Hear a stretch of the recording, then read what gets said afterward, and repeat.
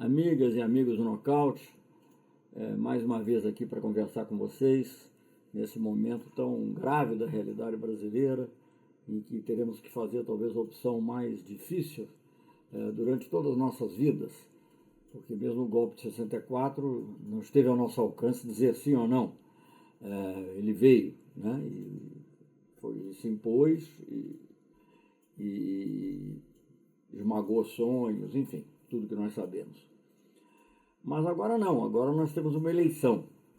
Agora, uma eleição que, de certa maneira, é muito estranha, porque eu já escrevi há mais tempo, né, e até liderei um manifesto, Eleição Sem Lula é Fraude.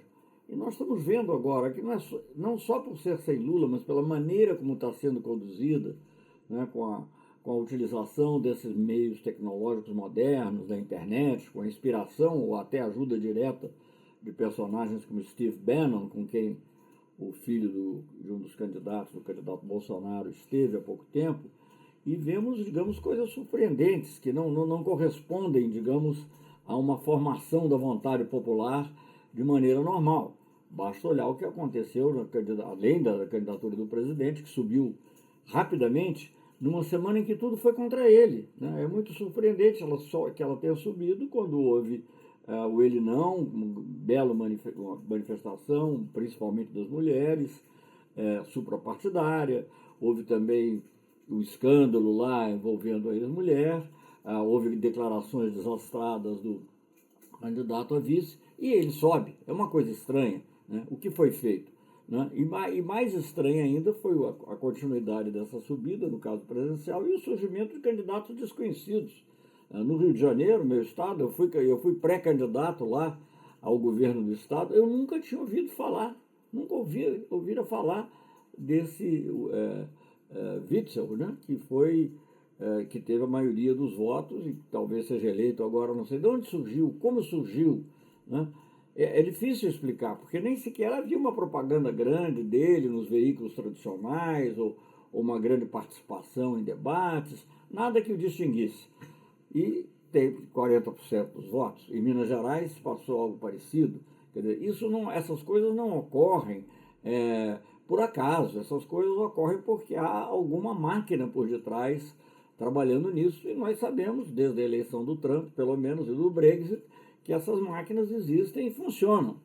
E eu acho que o Brasil foi escolhido para ser campo experimental dessas ações, que obviamente elas podem até não, eu não sei o grau de legalidade, hoje há um artigo dizendo que há dúvidas sobre a legalidade, já que elas recebem dinheiro de empresas, então indiretamente está havendo uma contribuição à campanha, mas para além disso, o próprio meio é um meio de licitude obscura, pelo menos, e com efeitos tremendos, porque em vez, digamos, de colocar ideias que possam ser debatidas, argumentadas e contra-argumentadas, né, o que se colocam são frases curtas, imagens, em geral mentirosas, e que se baseiam nos medos e nos ódios captados na população, em certos setores da população. E é isso que nós enfrentamos agora. Vai ser muito difícil, mas nós temos que fazer todos os esforços. E um dos esforços que nós temos que fazer é o de unir todos os democratas. Esse é um momento que não é mais um momento de esquerda contra a direita, não é mais um momento de desenvolvimentista. É um momento em que nós temos, claro que não vamos abandonar os nossos ideais, mas é um momento em que nós temos que estar juntos com todos os verdadeiros democratas. E esses verdadeiros democratas também não podem ficar esperando pelo último momento para dar um apoio, porque se eles derem o apoio no último momento, eles não servirá de nada. Então nós, como já estamos muito próximos do último momento, eu acho que isso deveria acontecer logo. Eu vejo no candidato Haddad uma disposição de abertura, ele tem já falado em algumas ocasiões sobre isso, que ele sabe que terá que fazer um governo de coligação, e eu acho que hoje ele deve encontrar com alguns intelectuais que têm algumas ideias a respeito, eu mesmo também participei desse esforço, para que ele possa dar um passo a mais e deixar claro que o objetivo dele é fazer um governo de coligação das forças democráticas para enfrentar essa ameaça que está aí. E não é uma ameaça pequena, não é uma ameaça, a gente usa a palavra autoritário, que é meio assim, um eufemismo, né, para ditatorial, mas a ameaça que nós estamos enfrentando é muito grave. Eu, há pouco tempo, li um artigo, muitos que existem, mas era um artigo bem resumido, que saiu no Die Zeit, alemão, em 2017. Ele não fazia nenhuma comparação com o Brasil, era apenas lembrando como tinha sido. E ele lembrava que muita gente dizia, não, vamos com calma, isso não é um grande problema. Depois ele é meio assim, ele tem essas ideias, mas ele fala, mas não faz, e nós depois controlamos. O presidente Hindenburg pode controlar, o von Papen pode controlar, dos conservadores, ninguém conseguiu controlar. Então, e não adianta agora ter uma fala mais mansa, porque isso também está dito lá no artigo, não basta ver o que o Hitler dizia logo antes de ser escolhido pelo Hindenburg para chefiar o governo. Era preciso ver o que ele tinha dito a vida inteira, né? Porque ninguém chega ao poder e depois perde a oportunidade de realizar aquilo que perdeu a vida inteira, que pregou a vida inteira. Também preocupa, né, assim, nesses apagar das luzes, assim se pode dizer, do governo Temer, a edição, anteontem, creio, de um decreto criando uma força-tarefa para a questão da inteligência em relação a organizações criminosas. Primeiro, é um pouco estranho, porque na realidade quem tem a competência para tratar das organizações criminosas é a Polícia Federal, quando elas são de natureza federal, o narcotráfico, por exemplo, quando são crimes federais. Eu acho que aí já há um preparo para algo que pode ocorrer no eventual governo Bolsonaro se ele ganhar a eleição. E por quê? Porque essa força-tarefa não é para tratar só de narcotraficantes ou de lavagem de dinheiro ou outras formas de crimes que poderiam ser qualificados de crimes federais. E também é estranho, porque ela obedece a uma hierarquia em que, em primeiro lugar, está o Gabinete de Segurança Institucional da Presidência da República e depois várias instituições militares. E lá só em sétimo lugar é que aparece a Polícia Federal.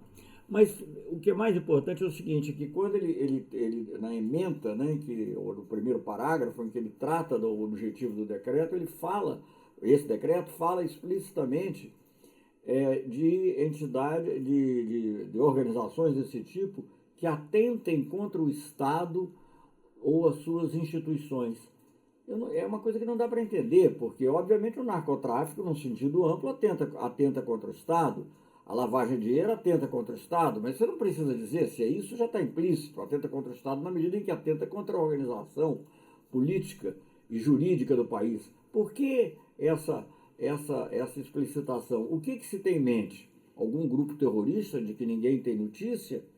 Ou então é algo mais amplo? Qualquer protesto no futuro pode ser considerado, a organização que esteja à frente de qualquer protesto no futuro pode ser considerada uma organização criminosa que esteja tentando contra o Estado e as suas instituições. Se estivéssemos nós vivendo um período normal, talvez até isso pudesse não ser um grande risco, mas nesse momento que nós estamos vendo é mais um motivo de preocupação.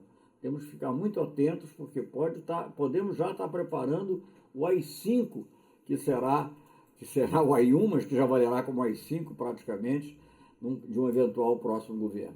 É um momento muito grave. Então, volto a isso, precisamos dessa unidade, precisamos de apoio internacional para o que ele possa valer, porque eu espero que ele possa pelo menos influenciar em algumas pessoas aqui da nossa elite, que por sua vez tenham influência mais ampla.